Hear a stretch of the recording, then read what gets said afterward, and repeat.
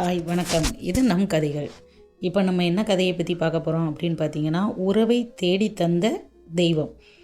இந்த கதையை வாங்க பார்க்கலாம். ரேவதி அம்மாவுக்கு ஒரு நாள் விசித்திரமான கனவு வந்தது. அன்பான மாமியார் தங்கம் பாட்டி வந்து நம் உறவில் ஒருத்தி அழுது கொண்டிருக்கிறாள், அவளை தேடி கண்டுபிடி என்று சொன்னார்கள்.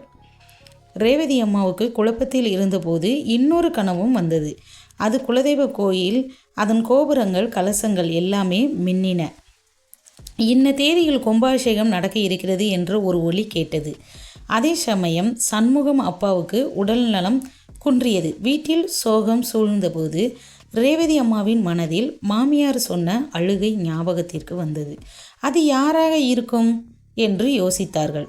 உறவை பற்றி விசாரித்த பொழுது சண்முகம் அப்பாவின் சகோதரியின் மகள் வந்தனாதான் தாய்மாமன் இல்லாத குறையால் அதிகம் கலங்குபவள் என்று தெரிய வந்தது.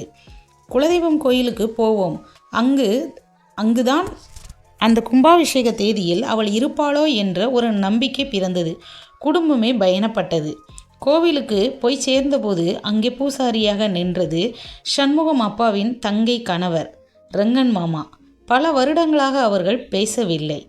அந்த அற்புத நாளில் கனவில் கண்ட அதே கும்பாபிஷேக தேதியில் கோயில் வாசலிலேயே வந்தனா நின்றிருந்தாள்.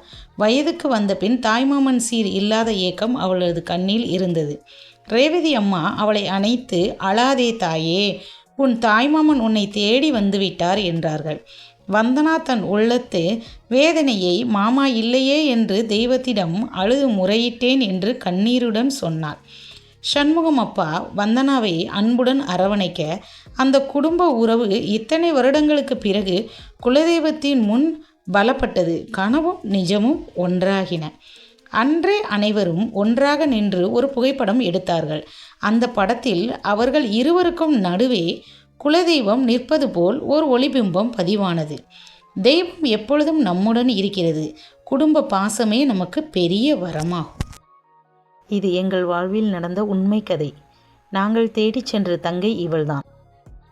ஆமாங்க, இந்த புகைப்படத்தை பாருங்கள். இந்த கதைக்கு ஒரு மகிழ்ச்சியான நிறைவு கொடுத்தது இந்த ஒரு புகைப்படம்தான். நாங்கள் குடும்பமாக நின்று குலதெய்வத்தின் முன் எடுத்த ஒரு ஃபோட்டோவில் ஒரு கணம் நாங்கள் அனைவருமே சிலிர்த்து போனோம். அண்ணன் தங்கை இருவருக்கும் நடுவே எங்களுடைய குலதெய்வமே பின்னணியில் நின்று ஆசீர்வாதம் செய்வது போல இந்த புகைப்படம் எங்களுக்கு அமைந்திருந்தது. இது வெறும் புகைப்படம் அல்ல நண்பர்களே, இது எங்கள் குடும்பத்தின் மீது எங்கள் குலதெய்வம் வைத்துள்ள நம்பிக்கையையும் பாசத்தையும் அருளையும் காட்டும் ஒரு சாட்சி. இந்த கதையின் மூலம் உங்களுக்கு நான் என்ன சொல்ல விரும்புகிறேன் என்றால், உங்கள் நம்பிக்கையை எப்போதுமே இழக்காதீர்கள். எல்லா பிரச்சனைகளையும் மனிதர்கள் தீர்த்துவிட முடியாது. சில சமயங்களில் நாம் மனமுருகி வேண்டி நின்றால் தெய்வம் நேரில் வந்து வழிநடத்தும் என்பதை எங்கள் வாழ்வில் உணர்ந்தோம்.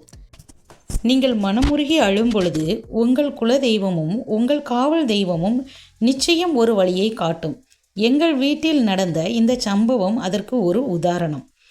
இந்த கதை உங்களை நெகிழ வைத்திருந்தால் உங்கள் உறவுகள் மற்றும் நண்பர்களுடன் பகிர்ந்து கொள்ளுங்கள். உங்கள் வாழ்க்கையில் நடந்த இது போன்ற தெய்வீக அற்புதங்களை கமெண்டில் எங்களுடன் பகிர்ந்து கொள்ளுங்கள். நம்முடைய தெய்வத்தின் அருளை பற்றி மேலும் பேச இந்த சேனலை சப்ஸ்கிரைப் செய்யுங்கள். நன்றி. மீண்டும் சந்திப்போம் அற்புதமான அடுத்த கதையில். வாங்க நம் கதைக்கு. மறக்காமல் சப்ஸ்கிரைப் பண்ணுங்கள், லைக் பண்ணுங்கள், ஷேர் பண்ணுங்கள். நன்றி.